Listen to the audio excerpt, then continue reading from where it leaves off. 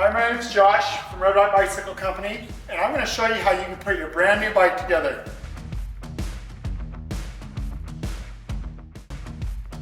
Let's get your new bike out of the box. Once you have the box open, pull the two wheels out of the box and set them to the side. Once you have the wheels out, grab the two handles and lift up on the bike. You may need a friend to help you with this. Inside the box, you will find a tool kit. This kit contains a torque wrench, bike grease, carbon paste, pedal wrench, and the owner's manual. You will now use the large outer box for a work stand. Lift the side flap up and push in the middle cutout section, and then push the entire flap inside the box.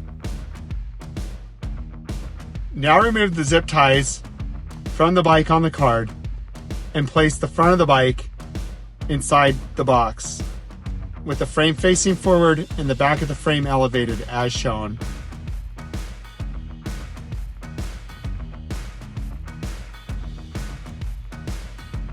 Remove the rear axle with a 6mm hex wrench.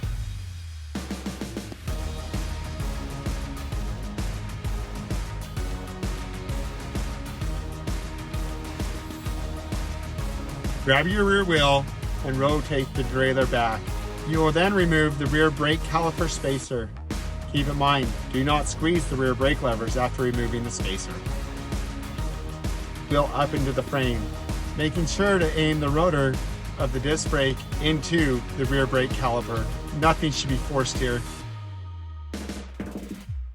Using the torque wrench, tighten the axle to the specification listed in the owner's manual. Sometimes these specifications are on the side of your axle.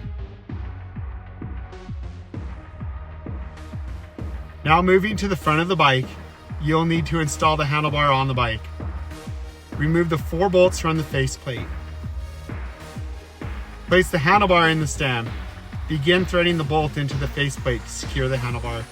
Then use the torque wrench to gradually tighten each bolt, alternating in a cross pattern. Check your handlebar position before tightening to spec.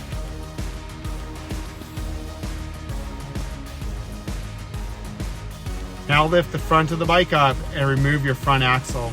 Again, lightly grease the axle and remove the front caliper spacer. Do not pull the front brake with the wheel not being installed. Get the front wheel and aim the rotor in between the caliper and begin tightening the axle with the torque wrench to the spec in the manual.